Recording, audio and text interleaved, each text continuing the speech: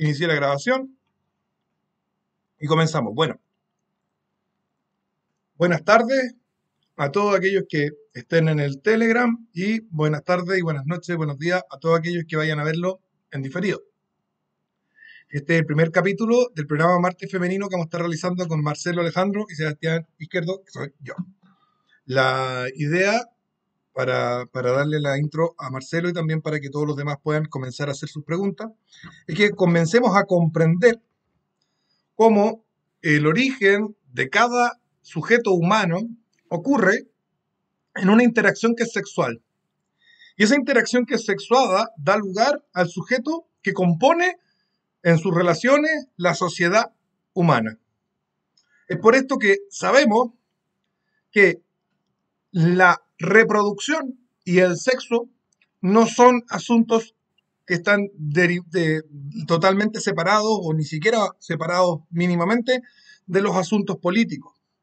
El destino de un país, el destino de una sociedad, el destino de una religión, el destino de una cultura se puede predecir de acuerdo a cómo están ejerciendo su sexualidad, su reproducción y a sus tasas de natalidad y otros factores.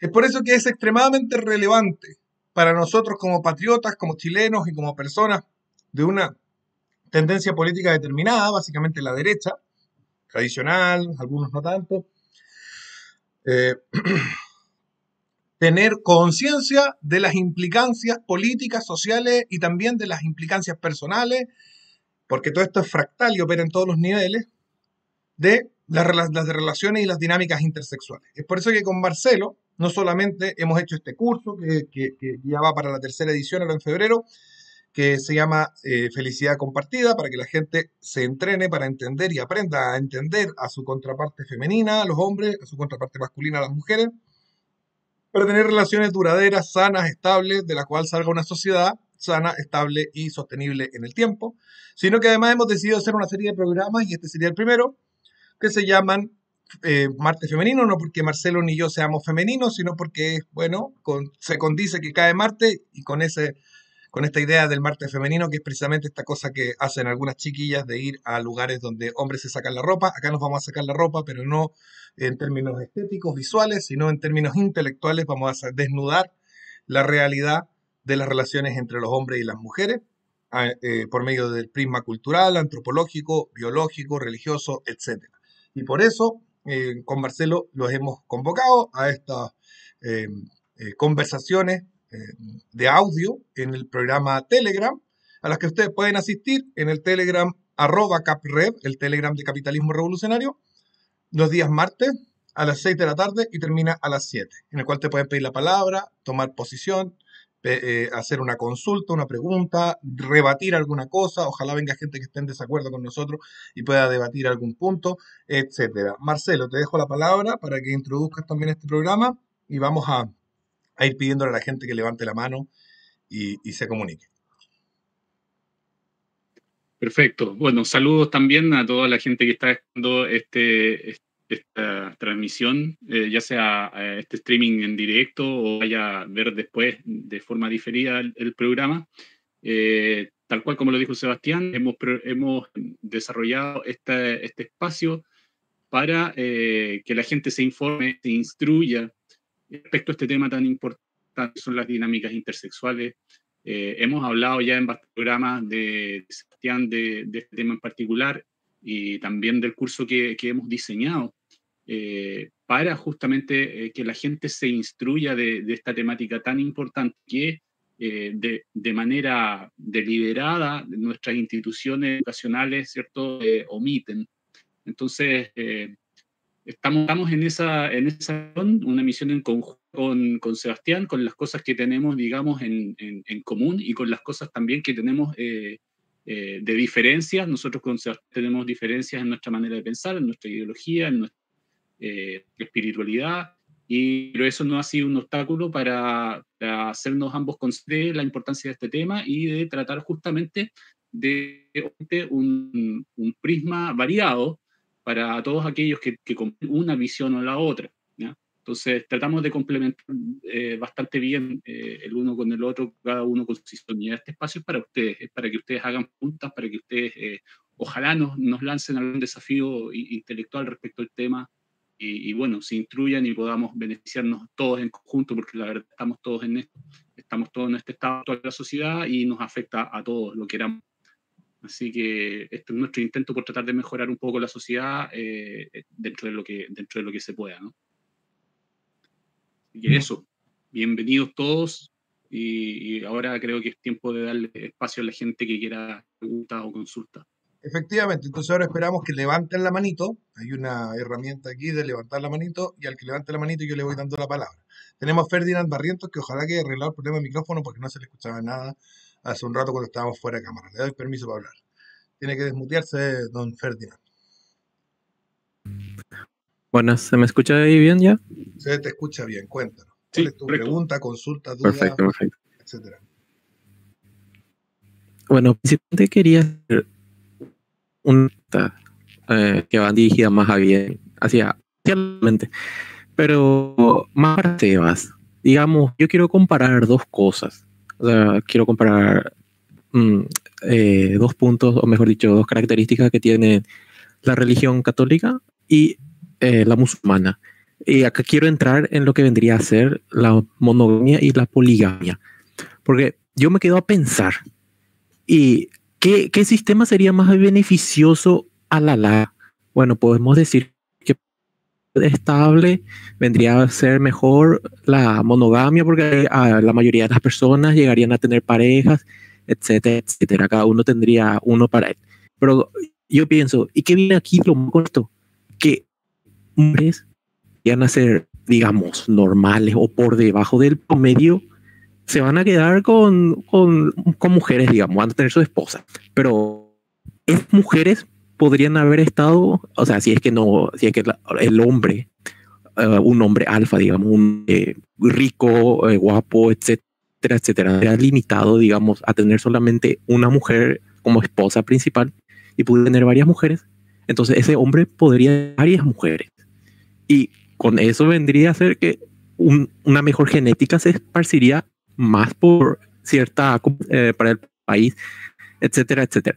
Entonces, de mi duda, ¿hasta qué cierto punto beneficia realmente la monogamia a un país o a una sociedad, etcétera? ¿Acaso eso no promueve que a la larga digamos, vaya decayendo más el nivel, no genético, pero más o menos por ahí va mi punto? Y yo quisiera preguntar qué piensan ustedes al respecto. Eso. Sí, a ver, nosotros eso lo tratamos en el curso, creo que en la clase 2, y es un tema importante. Obviamente aquí tú resaltas la ventaja de la poligamia, la única ventaja que tiene la poligamia, que no es menor, es precisamente eso de que aquellos machos con mejores genes son los que más se reproducen y aquellos machos con genes inferiores se reproducen menos. Hay un problema con la poligamia y es que haces con esos machos con genes inferiores que no se están reproduciendo y es que esos van a generar inestabilidad y conflicto social permanente y constante. Porque los hombres que no han sentado cabeza, que no han encontrado mujer, que es una transformación personal muy profunda, el matrimonio, la paternidad, etcétera, son un problema caminante, un peligro andante, ¿no es cierto? Ese es un punto. El otro punto es comparar la poligamia con qué monogamia, porque hay monogamia y monogamia, ¿no es cierto? Podríamos hablar de una monogamia estructural, por un lado, donde tenemos un matrimonio que se realiza a temprana edad y con el cual no existe posibilidad de divorcio, que solo te puedes volver a casar cuando estás viudo, viuda, y esa sería la monogamia más estricta. Pero yendo en las distintas posibilidades de nulidad y divorcio, y mientras más se van laxando estas normativas, podemos llegar también a establecer una monogamia digámica, es decir, una supuesta monogamia que en realidad no tiene un orden sexual estructurado, la gente busca el placer y va cambiando de pareja, que es un poco lo que tenemos hoy en día. O sea, la gente tiene su polola, pero se acuesta con otras 20 mujeres, y las mujeres tienen su pololo, pero se acuestan con medio Tinder, y se divorcian, y terminan y vuelven a juntarse, y se juntan con otro, y tiene hijo con uno, después se pelea, va, tiene hijo con otro, etcétera. Frente a la situación, mientras más estructural es la monogamia, más fuerte es como sistema reproductivo, en tanto, primero, genera estabilidad social, porque las dificultades que tú ves en la poligamia con los machos que quedan aislados se va a reproducir también en una monogamia digámica. Entonces, la, la, los machos que quedan, los machos, no hay machos aislados en una monogamia estructural, y decir que necesitamos solamente personas con la mejor genética es un absoluto absurdo, porque en una sociedad con división del trabajo, con clases sociales, con distintas funciones, se requieren personas que no son tan inteligentes, que no son tan fuertes para, no sé, atender las tiendas, para hacer guardia de seguridad, etcétera.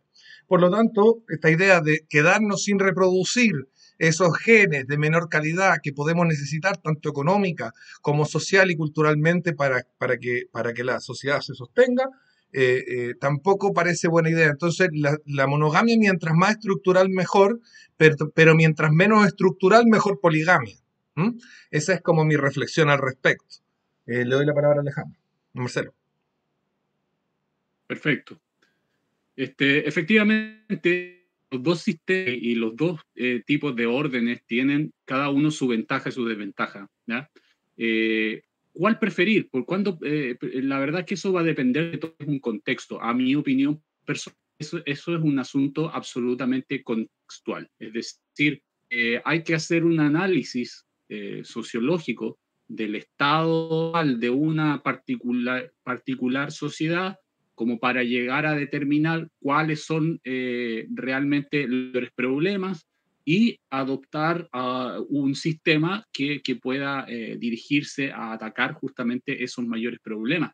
Y eso va a cambiar de hecho, dentro de una misma sociedad, a través del tiempo, puede que su estatus y sus problemas cambien lo suficiente como para permitirse el paso de un tipo de sistema a otro, y eso lo tenemos muchas veces, lo vimos como, hay muchos ejemplos de esto en la historia, por ejemplo, los que son cristianos y están familiarizados con la Biblia y toda la historia de Oriente Medio que la Biblia narra, ¿cierto? Hubo un paso ahí, a partir del Antiguo Testamento, de la sociedad hebrea.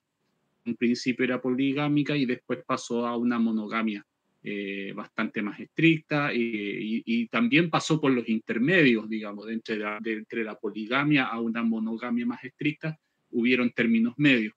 Las sociedades lo van cambiando y lo van ajustando en la medida que sus líderes tienen la visión suficiente como para darse cuenta qué es lo que necesitamos, es decir, qué necesitamos acá. Necesitamos mejorar nuestra calidad genética y por lo tanto nos convendría, ¿cierto?, darle a la posibilidad a aquellos individuos más aventajados genéticamente, ¿cierto?, que tienen un mejor coeficiente intelectual, que es un 80% de la inteligencia humana es de hecho hereditaria, genética, y que tengan también mejores condiciones físicas, porque son necesarias. Estamos, qué sé yo, en un entorno geográfico, climático, social, político, que requiere que nuestros hombres sean biológicamente más capaces, ¿cierto? Tengan un mayor nivel de inteligencia, un mayor nivel de fuerza física, de capacidad biológica, y adoptamos en ese caso la poligamia, o bien al revés, estamos en un periodo en el que la reproducción debe ser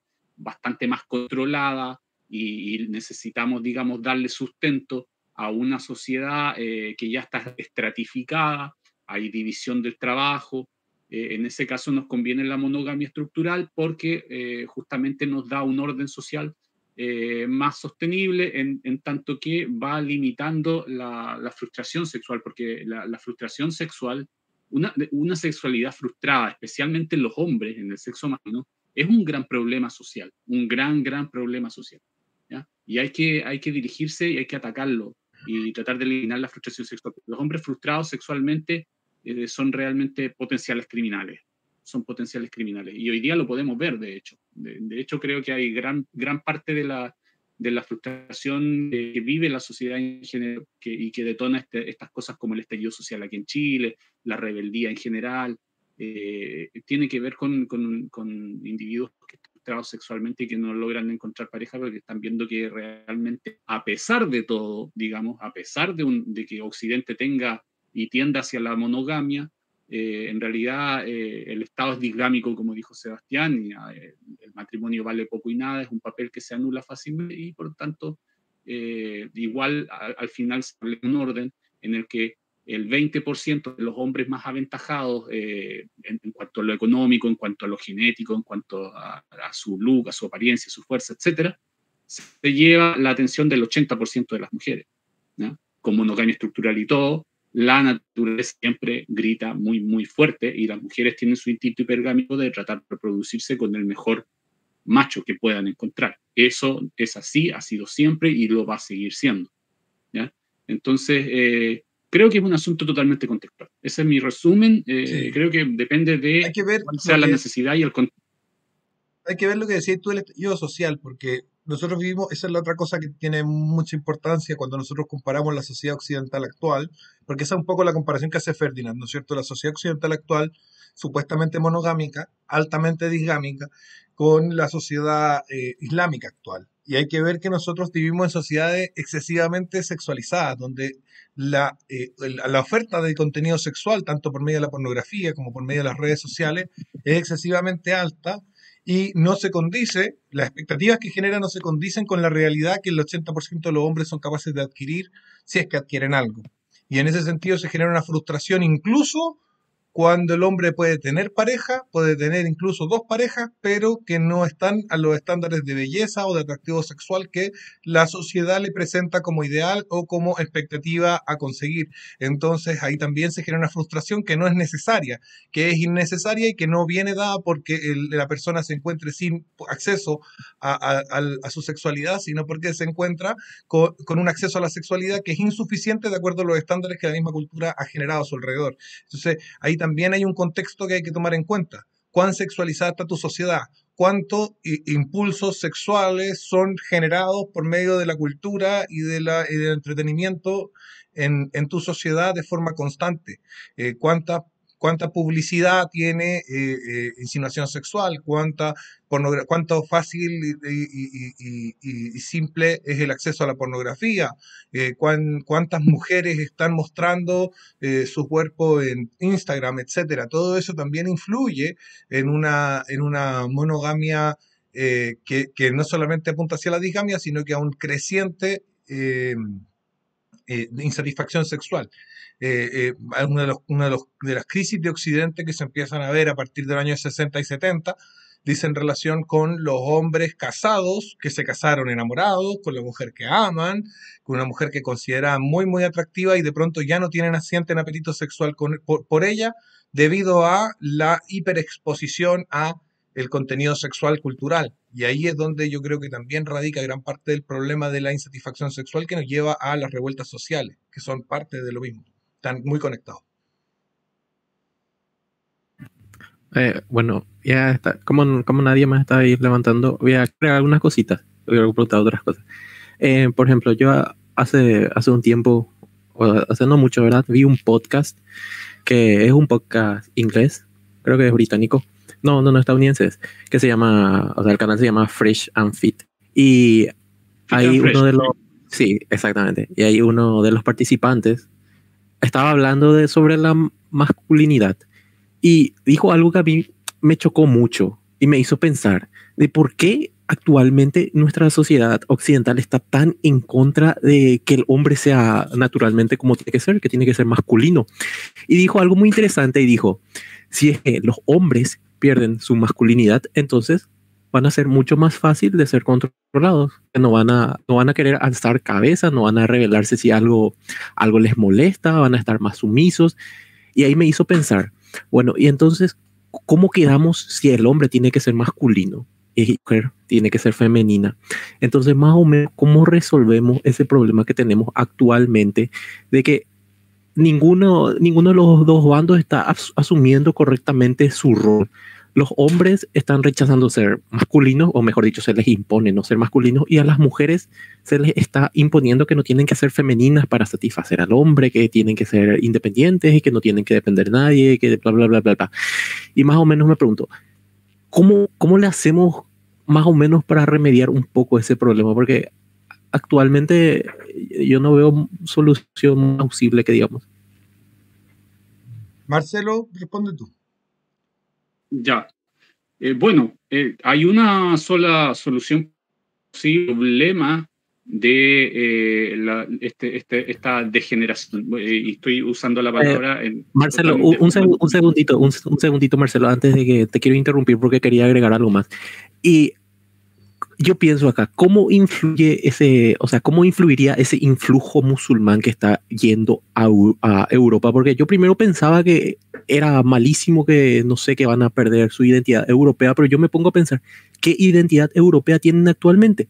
Me parece incluso mejor que vayan ahí esos musulmanes a remediar un poco la situación de cómo está actualmente la sociedad occidental. Bueno, Ferdinand, te digo, esto, lo que hablas tú de los musulmanes y eso es evidente, o sea, esta solución, estas situaciones, voy a ser súper simple para darse la palabra a Marcelo al tiro, tienen dos salidas. O los hombres de la sociedad que se está feminizando se hacen hombres o son reemplazados por otros hombres.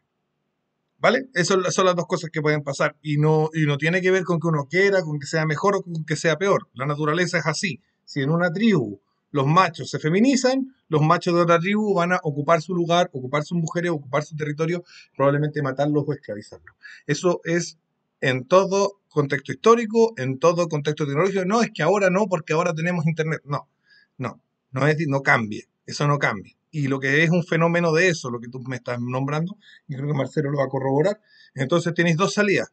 O sea, o nos hacemos hombres o nos quitan, o nos quitan nuestro lugar de hombre unos hombres que sí son hombres. Así de corto. Marcelo. Exacto. Ferdinand, no sé qué tan positivo puede ser que vengan los musulmanes. Puedes decir, bueno, van a agregar la cuota de masculinidad que no existe, sí, pero es una cuota de una masculinidad, una especie o subespecie en este caso, externa, una cultura totalmente ajena a Europa, un grupo absolutamente distinto como son los musulmanes. Esto no sé qué tan bueno puede hacer para Europa. Volviéndose musulmana ya no es Europa.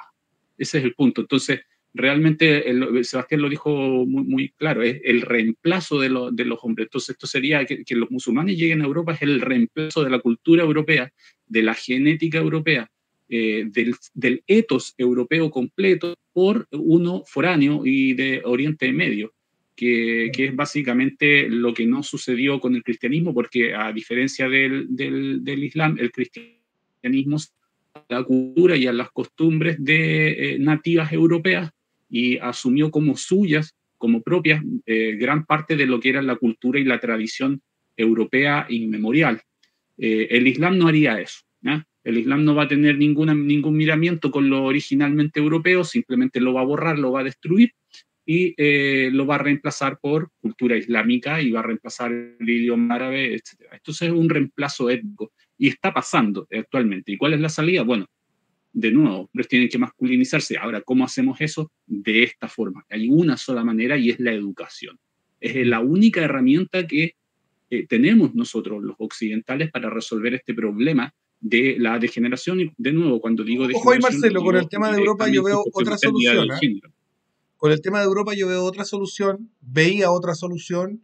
Cuando salió Andrés Manuel López Obrador, yo esperaba que él fuera muy comunista y que llevara un gran desastre económico a México, que no ha ocurrido, tampoco es que lo haya hecho bien, pero no lo hizo tan mal como tenía que hacerlo, porque si México con 110 millones de habitantes y con un Donald Trump con una muralla, que también perdió la reelección, así que esas dos cosas no pasaron, se pasaba a una hambre nivel Venezuela, el 10% de la población son 11 millones. 11 millones de mexicanos en Europa te cambian completamente el landscape, porque si bien son mestizos, son de cultura europea, y son de una cultura europea con reminente masculinidad todavía firme, por lo tanto, podrían haber disputado a los musulmanes ese espacio en caso de que hubieran estado en una situación crítica en su país, lo cual no ha pasado. Pero esa salida todavía está vigente, o sea, todavía está vigente la posibilidad de que países grandes de América se vayan al carajo, como puede ser Brasil o México, Argentina, países bastante populosos, grandes, se vayan a pique y por lo tanto lleven migración digamos, pos-europea, para referirnos de alguna manera al latinoamericano, al hispanoamericano, que si bien tiene una cultura europea, tiene una raza más bien mestiza, pero, y también su cultura está permeada por las culturas precolombinas, pero que mantiene, pero podríamos decir que es pos-europea, que habría un influjo de masculinidad pos-europea en Europa, lo cual podría de alguna manera salvar el bote. Esa es una posibilidad que yo veo que todavía está Claro, abierta, claro. pero no tiene muchos visos de ocurrir en el corto plazo y se le está acotando el tiempo para Claro. pasar. Yo creo que, o sea, entiendo a lo que apuntas directamente, pero yo creo que a los europeos y en general, no solamente a los europeos que viven actualmente en Europa, sino que a los eurodescendientes que están también repartidos por todas partes del mundo, Australia, aquí mismo en Sudamérica, Centroamérica, etcétera. Realmente a mí por lo menos no me parece viable, porque a la larga las consecuencias son las mismas. Es decir, si bien es cierto va a haber una diferencia en tanto lo cultural, en que se mantenga algo, digamos, un orden más o menos, entre comillas, occidental, igual se fallaría en el hecho de mandar un montón, no sé, digamos, 10 millones o más, 100, no sé, los millones que sean de mexicanos o sudamericanos. Igual el acervo genético va a cambiar rotundamente, y va a cambiar también la cultura. El resultado que tenemos es el mismo. Europa ya no es Europa, y es definitivamente un crisol de distintas culturas, y una Babilonia de subespecies y de razas y de todo el cuento. Y eso es lo que por lo menos aquellos que creemos en una especie de orden natural ecocéntrico, digámoslo, y no antropocéntrico, queremos evitar, porque la idea es que la biodiversidad genética humana se preserve y no se vuelva todo un crisol y seamos todos al final una sola mezcolanza genética, porque eso nos va a hacer muy, muy, muy vulnerables a la extinción. Nosotros necesitamos la biodiversidad genética humana. Si nos preocupamos de mantener una biodiversidad genética, de que no se extingan las ballenas, y hacemos esfuerzos sobrehumanos porque no se extingan las ballenas y estas otras especies que están protegidas, los humanos vivimos haciendo ese esfuerzo, pero no hacemos el mismo esfuerzo por nosotros mismos y por nuestras subespecies humanas y nuestras distintas culturas, creo que estamos bastante mal orientados. Esa es mi opinión personal respecto al tema. Claro, y respecto a la solución en general, yo creo que una sola, y es la educación. Nada más. La educación de la gente, tanto hombres y mujeres, en qué es lo que son los roles naturales de género y por qué funcionan y por qué han funcionado, y por qué en el futuro van a ser aún más importantes que los conozcamos y que los podamos asumir, porque el futuro que se viene no es el futuro, no es los tiempos de tranquilidad y de estabilidad que hemos estado más o menos viviendo este último tiempo en Occidente. En esa discusión, yo, que no soy ecocéntrico, sino que soy más bien teocéntrico, veo una ventaja en el sudamericano o en la población americana en su retorno a Europa, en tanto volvería a haber un influjo católico que incluso podría contagiar a los europeos más blancos, digamos, como un efecto en cadena, que podría resistir y rechazar también al invasor musulmán, porque se queda de manifiesto la diferencia de credo, que no está de manifiesto en este momento, dado que los europeos han renunciado a la fe cristiana para reemplazarla con nada. Pero bueno, terminemos con este tema y veamos quién levanta la mano para seguir conversando de cualquier asunto relacionado con las dinámicas intersexuales en este martes femenino del día 25 de enero del 2022. Bueno, ya dejó nomás entonces que... Sí, dejemos que alguien más levante la mano, Ferdinand.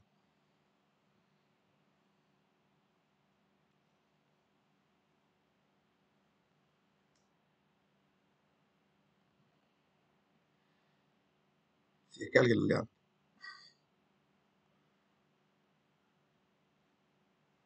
Marcelo, por mientras, si quieres responder a lo que acabo de decir, no hay problema. Estamos viendo ahí si alguien levanta la mano. Perfecto. Son, como decía, son visiones distintas, digamos. El católico significa universal, ¿ya? Y necesariamente una persona católica quiere un orden universal, una teocracia, ¿cierto? Como tú le llamas, un teocentrismo. Y bueno, hay que ver ahí realmente qué compatibilidad, porque yo he visto, por lo menos dentro de la misma fe católica, de la misma religión católica, gente que está muy de acuerdo conmigo en el sentido de la importancia de mantener la biodiversidad genética humana, y hay otra gente que también del mismo credo católico ha dicho, no para nada, según si tú lees la Biblia y la interpretas de esta manera, para Dios da lo mismo todas las razas, no existen, da lo mismo, tenemos que mezclarnos todos, mientras seamos católicos, una mujer africana que se case con un hombre nórdico es súper bueno mientras sean los dos católicos. No, Y me he encontrado con gente también católica que dice, no por el hecho de ser ambos católicos significa que su mezcla va a ser necesariamente buena y que deberíamos traer a todos los africanos y catolificarlos y hacerlos parte de Europa, y no necesariamente eso va a funcionar bien. no, Conozco claro. gente de la fe católica de las dos. Mira, el magisterio de la Iglesia es bastante claro al respecto, porque hay encíclica del periodo donde se empezó a hablar de este tema de las razas, siglo XIX, principios del siglo XX, en el que los papas dicen claramente que Dios creó la raza y creó cada raza con un propósito, y que si bien que dos personas de distintas razas, por amor y en la intención de procrear para Dios siervos, pueden establecer un matrimonio, unirse en santo matrimonio y todo lo demás, lo preferible es que la mayoría de la biodiversidad, como le llamas tú, que la diversidad creada por Dios, la compleja creación que hizo, se mantenga de alguna manera operando en su naturaleza. Entonces, el magisterio de la Iglesia es bastante claro en el sentido de que Dios creó las razas, las creó por un propósito distinto a cada una, y todas van al cielo, pero son distintas, y no creo que haya mucho que discutir al respecto. Son distintas, Dios nos hizo distintos porque nos quiere mucho para no ser todos iguales. Así que nos hizo distintos en muchas maneras. Nos hizo distinto al hombre de la mujer, hizo distinto a los blancos entre sí, hizo distinto a los blancos de los negros, y así. Y, y a los animales a los humanos del resto de los animales, y a los animales entre sí. Y todo eso tiene un propósito. Y ese propósito no puede ir contra ese propósito. Ahora bien, eh, más importante que eso, o sea, en un orden jerárquico superior, está el hecho de mantener el pilar de la verdad, que es la Iglesia, en pie, y eso significa resistir la invasión de otras nociones teológicas que son falsas, que vienen de la mentira de Satanás y que por lo tanto deben que ser derrotadas y rechazadas, ¿no es cierto? Y esa es la distancia, pero sí, efectivamente la Iglesia reconoce en el magisterio oficial que existen razas, que Dios creó razas, que cada raza tiene un propósito, tiene un sentido de ser, como cada especie, como cada persona, etc. Hay una página, quería mencionarte, hay una página que es bien interesante en Instagram, es un Instagram realmente, que se llama, está en inglés, pero tengo la duda de si alguien que sea realmente angloparlante, que no es un angloparlante nativo, porque siempre que escribe tiene errores gramaticales que los angloparlantes nativos no cometerían, ni siquiera yo cometería, que no soy angloparlante nativo, pero tengo un inglés bastante fluido. El asunto es que Hay dialectos del inglés hay dialectos del inglés que se escriben muy raro, ¿eh? Ojo.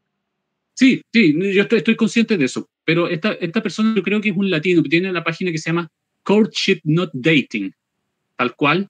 Te recomiendo seguirla en Instagram, porque ellos siempre están dando, digamos, tradicionalistas desde un prisma católico, ¿cierto? De cambiar esta cuestión del dating por el cortejo y que vuelva al cortejo y que la parte tradicional de las dinámicas intersexuales a la manera católica. Y justamente con la persona que llega hasta esta página, yo tuve esta discusión en la que yo decía, pero ser católico no implica necesariamente creer que todas las culturas y subespecies y razas o grupos étnicos deban mezclarse, ¿ya? Yo soy consciente de que los católicos creen, y creo que tienen razón en el sentido de decir que existe obviamente una igualdad ante Dios, en el sentido de que Dios los creó a todos Nos quiere que distintas todos nos razas, vayamos al cielo. Pero mira, fíjate tú que, les da un valor ojo, por igual. hay un misterio que para la razón suena contradictorio, pero que sabemos que Dios es distinto a la lógica del cerebro humano, que está revelado por la Iglesia, que dice que Dios nos ama a todos infinitamente, pero no infinitamente igual, o sea que hay una diferencia y a uno los quiere más y a otros los quiere menos dentro del amor infinito que tiene por todos. No sé bien cómo opera eso, porque es lógica divina, pero el hecho es que no es cierto que tenga un afecto igualitario. Es un afecto infinito, pero no igualitario.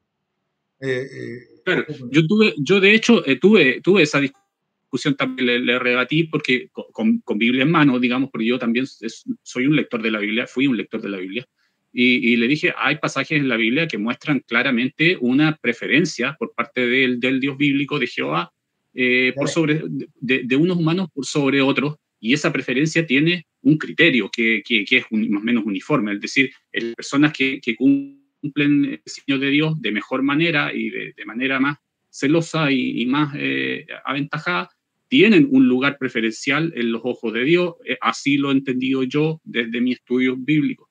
Y se lo discutí también a esta persona. Y además le discutí también el hecho de que si hay una creación de Dios, ¿cierto?, con distintas subespecies que viven en distintos lugares, están adaptadas a ciertos lugares y cumplen ciertas labores, malamente el hombre, con sus criterios humanos, podría pensar en que mezclarlo todo es bueno, cuando realmente, si hubiera sido así, entonces desde el principio Jehová, ¿cierto?, como Dios todopoderoso y como Dios creador, habría creado tan solo una raza humana y un solo grupo étnico, y no varios.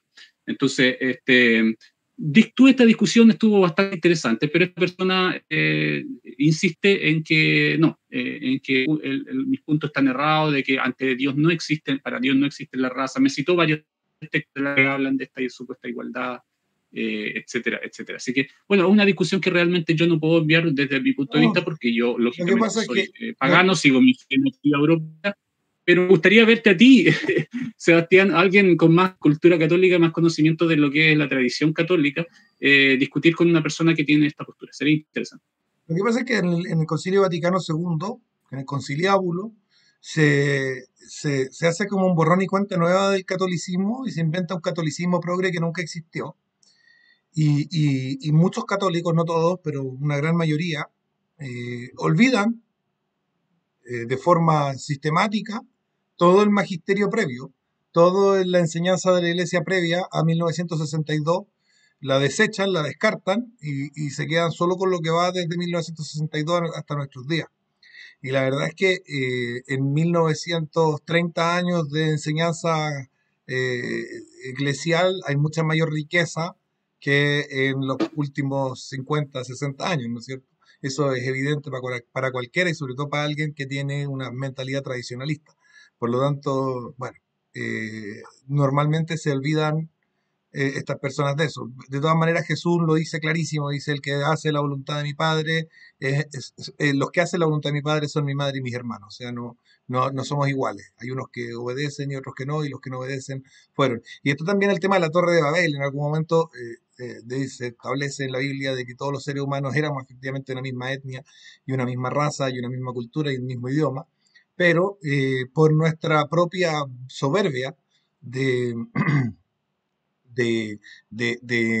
igualarnos con Dios en esta mega construcción, Dios nos castiga separándonos en razas, etnias y idiomas, etcétera. Ahora, ¿es malo eso? No, los castigos de Dios no son malos. Si se ve el castigo de Dios como algo malo, entonces está uno en rebelión contra Dios. En la Génesis dice, la primera maldición que arroja a Adán es, te ganarás el pan con el sudor de tu frente. Hasta el día de hoy, en toda la cultura cristiana, se considera que trabajar es algo bueno. Sin embargo, está establecido en la Biblia como un castigo, porque los castigos de Dios no son necesariamente unas cosas malas, sino que son un sufrimiento por el cual purgamos el pecado cometido. Y esta situación de crisol que tú mencionas, efectivamente, eh, esta, este mundo cosmopolita que pretende volver a unirlo todo y a fundirlo todo, y que también reniega de Dios y que también inventa racionalismos, construcciones que dicen vamos a hacer más que Dios, la ONU, no sé qué, mil cosas por el estilo, que muchas no se pueden hablar porque esto va a ser subido a YouTube. eh, eh, se erige como una nueva Torre de Babel, el liberalismo mismo, como construcción racional de la sociedad humana, es una Torre de Babel que obviamente podría sobrevenir sobre nosotros un castigo aún peor, que el simplemente convertirnos en multitud de razas, etnias e idiomas, sino que además tal vez, no sé, convertirnos, o sea, podría ocurrir algo aún peor como consecuencia del desafío que se está haciendo en este momento al logos absoluto que es, ¿no es cierto?, Dios, Padre, Hijo y Espíritu Santo. Bueno, estamos para hablar de dinámica intersexual y no de religión, pero estos temas siempre llevan el uno al otro y sería bueno que la gente aquí presente, alguien levante la mano y ponga tema. Sebas, yo quería hablarte de algo, porque la otra vez estaba viendo un video de Ancho Bastos y dijo algo muy interesante que a mí medio me chocó un poco, porque uno de sus alumnos era uno de esos videos donde da clase de política y politología o algo así, y le preguntaron, Él es profesor y de bueno, politología en la Universidad de Santiago de Compostela. Miguel Ancho sí, sí, sí. Bastos es un libertario, anarcocapitalista, de la línea de Hans Hermann Hoppe, que son los que practican un paleolibertarismo muy cercano al tradicionalismo europeo. Adelante, Ferdinand. Disculpa la interrupción para poner a la gente Sí, en contexto. no, tranquilo. Y dijo algo muy interesante, dijo, entre hombres y mujeres yo no veo diferencia, yo veo individuos. Y yo me quedé como, Ahí salió el acá huele liberal. un poco raro. Ahí salió el liberal. Acá huele algo raro. Ahí Salió el salió el liberal. liberal, supongo. Me quedé un poco chocado porque yo veo que los liberales en su conjunto niegan las claras diferencias que hay entre el sexo masculino y el femenino. Y al final yo creo Y que ese es entre uno de los todas las problemas. razas y las Y edades todo. y los niveles de coeficiente intelectual. Imagínate que Mises dice que todas las decisiones que se toman en el mercado son racionales. O sea, en el mercado imaginario de Mises no hay imbéciles actuando por impulso. No, y como eso que dice, que el mercado traerá la solución. Todo el mercado siempre tiene respuesta para ti. Hay alguna falta, el mercado Eso es con lo que su yo Dios. decía con la Torre de Babel.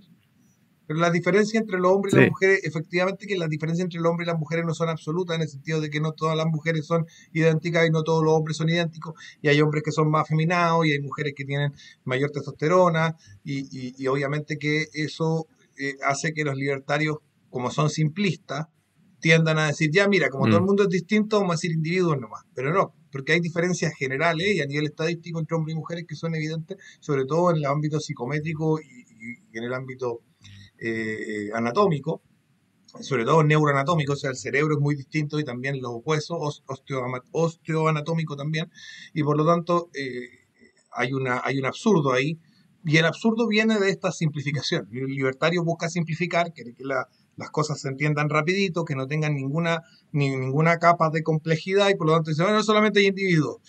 Sí, pero hay unos que se llaman mujeres, otros que se llaman hombres y tienen diferencias grupales que son claras. Y después hay unas mujeres que se llaman mujeres tanto, que son más altas, y unas que son más bajas, y unas que tienen la piel oscura, y otras que tienen la piel clara, y unos hombres así, y así. Y tú puedes ir diferenciando, hasta que, claro, llegas a la persona única, que tiene unas características únicas, pero que está dada por características grupales que se van superponiendo la una a la otra en las capas de comprensión que va a tener la realidad, que son infinitas, ¿no es cierto?, para poder entender todo lo que ocurre y por lo tanto fuera del alcance de la mente humana. Esa desesperación, o no puedo entenderlo todo, así que lo convierto en algo simple, es lo que lo lleva a decir esa clase de estupidez. No sé qué quiere decir Marcelo. claro. Sí, bueno, es la esencia del liberalismo, ¿no? Este antropocentrismo del hombre Dios, que es el ser más importante del universo y que por tanto, con su mente increíble, súper privilegiada, tiene derecho a decidir qué es real y qué no es real, y no existe nada externo a la mente humana, ¿no? Entonces, es obvio que los liberales tradicionalmente van a desconocer cualquier cosa como una verdad objetiva externa a la mente humana. Yo creo que en general los liberales tienden a tener el mismo defecto de los que son, digamos, marxistas extremistas, ¿cierto? Que son como, parecen ser un tanto enemigos de lo que es la matemática. Porque a la larga se acusan entre ellos, ¿cierto? Los liberales acusan, dicen, no, es que ustedes, los socialistas, no saben nada de economía. Y los socialistas, por otra parte, le dicen, no, que ustedes no saben nada, ustedes realmente no saben de ciencia. Y ahí ese eterno show, ¿cierto?, de pelea entre socialistas y liberales, que a la larga son dos caras, sí, pero son dos caras de la misma moneda antropocentrista, humanista, asquerosa. El remate. Oye, ¿nadie más va a levantar la mano hoy día? Están tímidos. Bueno, quería agregar otro tema. Cuando sea publicado esto, cuando sea publicado esto, yo en un par de horas más lo subo. Y cuando sea publicado esto, que la gente lo vea y diga, me voy a meter al Telegram el martes para hablar con estos chiquillos y tengo hartas preguntas que hacer, etcétera. Antes de que Ferdinand haga la última pregunta, porque nos quedan 13 minutos, 14 minutos para terminar, quiero que Marcelo nos cuente un poquito yo creo que deberíamos hablar un poquito de la primera ola del feminismo, porque es un tema que siempre se toca como el feminismo era bueno, pero después ya no, por alguna razón, y entonces ocurre esta división en olas donde dicen la primera ola, el feminismo liberal era bueno y ahora el feminismo posmoderno, posmarxista es malo. Entonces me gustaría darle la palabra a Marcelo para que nos cuente un poco algunos ribetes, algunas cosas del feminismo originario, el primero, y del protofeminismo también, y de cómo toda esta leyenda rosa del feminismo primera ola es falsa, ¿no es cierto? Que también eso toca porque también vamos a tener un curso ahora en febrero sobre la historia del feminismo. Exacto. Y este curso sobre la historia del feminismo fue hecho también a pedido de la gente que participó en nuestro curso Felicidad Compartida y que tuvo que estudiar, ¿cierto?, la unidad que tenemos sobre la historia del feminismo.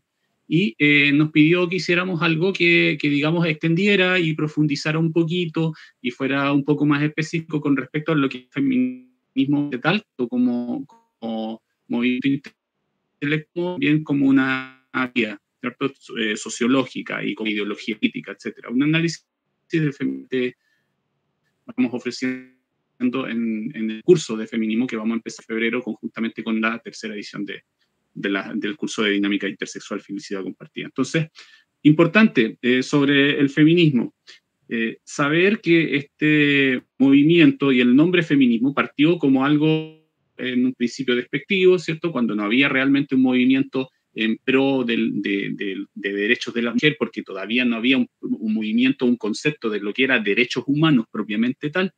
Y si vinieron las revoluciones liberales, ¿cierto? Si vino la Revolución Francesa, ¿cierto?, como una revolución liberal, y dentro del contexto de la Revolución Francesa aparecieron ciertos intelectuales, específicamente intelectuales del mundo anglo, que estaban pendientes de lo que estaba pasando en Francia. Todo el mundo estaba pendiente de lo que estaba pasando en Francia, efectivamente, en la época de la Revolución, pero particularmente hubieron ciertos personajes del mundo anglo que empezaron a cartearse, digamos, a tener correspondencia con los intelectuales del movimiento francés.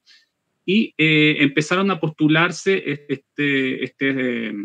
estas ideas de si estamos promulgando, ¿cierto?, los derechos humanos que todo hombre tiene de forma inherente por solo hecho de ser humano.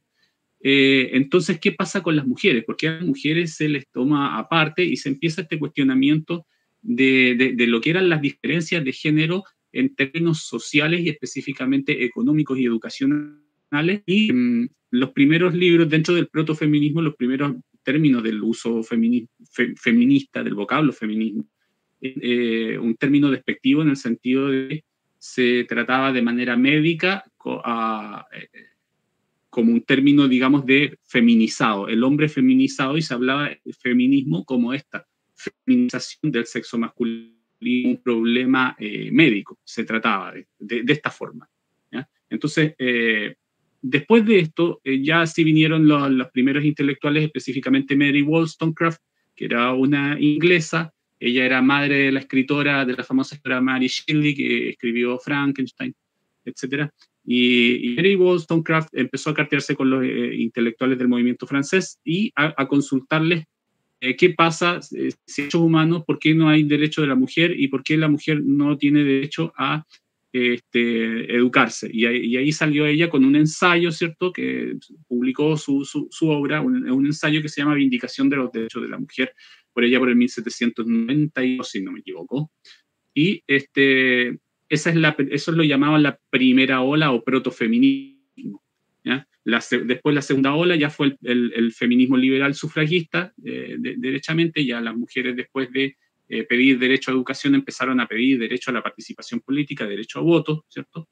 Y Luego viene la revolución, eso ya la es la liberación, el segunda ola. movimiento de la liberación de la mujer y posteriormente el posfeminismo actual.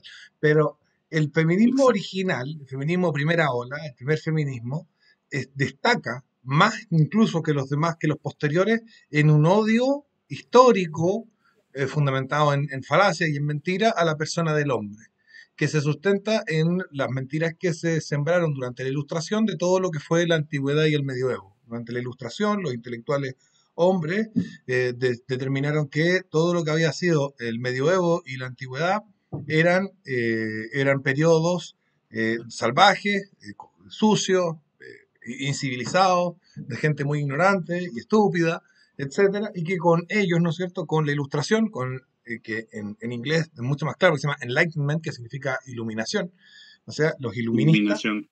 o sea, los luciferistas, los que andan trayendo la luz, eh, ellos vendrían a salvar al mundo de la barbarie, de la, de la, de la, de la perdición de la antigüedad y de la superstición por medio del uso de la razón. Entonces, esta historia macabra de un pasado horrible, las feministas la reinterpretan en clave de género, digamos, pues dirían en lenguaje actual, dirían diciendo, claro, siempre fue malo y el hombre siempre se dedicó a maltratar a la mujer y comienzan a crearse todos estos mitos de que la Inquisición mataba a brujas, de que las mujeres no tenían ningún derecho, incluso que en el medioevo el catolicismo decretó que la mujer no tenía alma, cosa que jamás ocurrió, etcétera.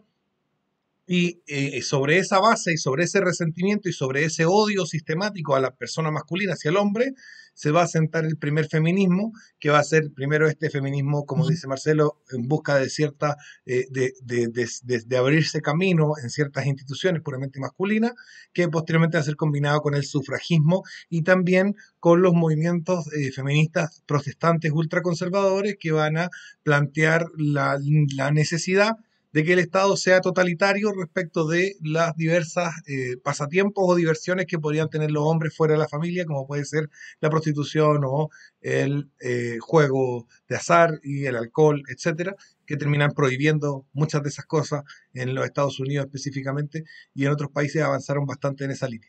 Entonces, la primera ola del feminismo es una ola llena, es la ola con más odio hacia el hombre, si se lee los textos, es la que más plantea que el hombre es malo, que el hombre ha sido malo y que el hombre es una máquina de dañar mujeres, básicamente, y es la que más plantea también ponerle la correa al hombre. Si bien hay algunas feministas radicales hoy en día que hablan de poner al hombre en un campo de concentración, y las feministas de primera ola no llegaron a eso, el feminismo de primera ola más mainstream hablaba de impedir que el hombre tuviera ninguna posibilidad de esparcimiento fuera de el sexo marital conyugal, es decir, que no pudiera ir a tomarse una cerveza a un bar con los amigos, etcétera, y que todo eso el Estado velara, hiciera una tutela de la autoridad de la mujer respecto del goce del hombre en la vida.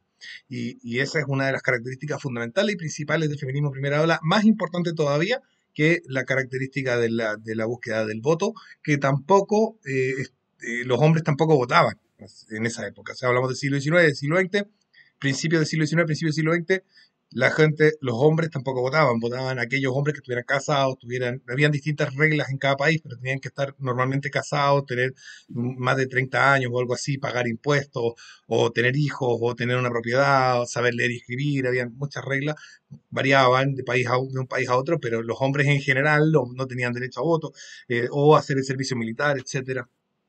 Entonces tampoco era cierto que las mujeres tuvieran una desventaja, en tanto prácticamente el 1% de la población tenía derecho a voto y el resto no, así que tampoco era como que los hombres tuvieran derecho a voto y las mujeres no, y de hecho, bueno, en la estructura de voto censitario, en muchos países se consideraba que las mujeres que fueran cabezas de familia y que cumplieran con estas características, normalmente viudas o cosas por el estilo, también tenían derecho a votar en la persona de su marido muerto, etcétera. Por lo tanto, el voto era familiar y no era personal, no era individual. Entonces hay una pulsión también individualista a disolver el tejido social en este feminismo primera ola. Eh, bueno, vamos terminando el programa porque nos quedan 3 minutos. Quisiera que nos despidiéramos y invitando a la gente a que estén en el Telegram el próximo martes. Yo prontamente voy a arreglar mi problema de internet y en algún momento vamos a tener estos martes femeninos más adecuados al tema, a estar directo en YouTube mientras estamos en el Telegram. Pero por ahora estamos solo por Telegram y yo más ratito lo subo al YouTube. Marcelo, ¿alguna despedida? Sí, me gustaría, para despedirnos y para cerrar el tema del que estaba hablando Sebastián, para todas aquellas personas que creen que el feminismo de antaño, ¿cierto? El feminismo liberal de Europa y Estados Unidos era tan ofensivo y era tan justo y solamente velaba por cosas que eran realmente justas, les recomiendo que lean lo que es la Convención de Seneca Falls. La Convención de Seneca Falls es una convención y tuvo una declaración, y en esta declaración están expresas, digamos, la visión de las feministas de todavía la primera ola, porque esto es 1848 en Estados Unidos. Está en un contexto de que todavía está recién los primeros, digamos, triunfos del sufragismo, entonces estamos hablando de un feminismo que es de primera ola, pasando a la segunda ola. Todavía los negros eran esclavos en cuando se hizo Seneca Falls. Exacto, había esclavitud todavía, de hecho el feminismo tuvo mucho que ver con lo que fue el movimiento abolicionista, las primeras feministas eran también abolicionistas de la esclavitud y eran liberales, ¿ya? Entonces les recomiendo, lean el texto de la Convención de Seneca Falls, donde se declara, digamos, cuál es la base fundamental para darle los derechos que las mujeres estaban pidiendo. En esta convención, en esta declaración, les voy a leer un pequeño fragmento, solo un pequeño fragmento, dice: consideramos que estas verdades son evidentes, que los hombres y mujeres son creados iguales y están dotados por el creador de ciertos derechos, etc. Es una especie de convención, de declaración que está muy copiada de la Declaración de Independencia de Estados Unidos, ¿ya? Pero esta declaración, al mismo tiempo, establece que las mujeres eran siempre oprimidas y que los hombres han hecho de las mujeres un ser literalmente esclavo. Entonces, les dejo el nombre, se llama el Manifiesto de Seneca Falls, de 1848, léanlo para que ustedes vean los fundamentos de las feministas, entonces todavía sufragistas, todavía de primera ola, todavía liberales, y vean que realmente el odio contra el hombre que está en esta declaración es súper evidente, y en ningún momento se menciona lo que los hombres hicieron por las mujeres, contaron en las guerras para hacer mujeres, para alimentarlas, para protegerlas, en ningún momento se menciona, sino que solamente se mencionan los hombres exclusivamente como opresores de la mujer. Ese es el planteamiento del feminismo de primera ola, ¿ya? Por lo tanto, no hay un feminismo inocente que estaba exento de odio con los hombres y que era realmente solamente velada por la justicia en favor de las mujeres. Eso no existe, es un mito liberal, por cierto.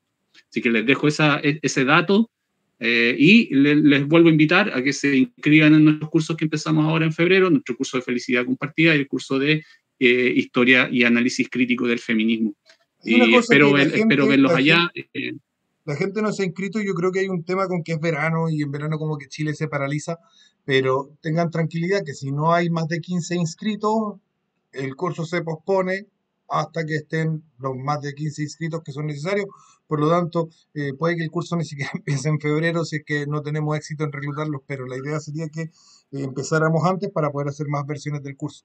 Un abrazo y cariño a todos ustedes y nos estamos viendo la próxima semana a las 6 de la tarde acá en el Telegram, @caprev. Y después se sube a YouTube. Un abrazo. Chao, chao. Un abrazo, gente. Gracias por venir.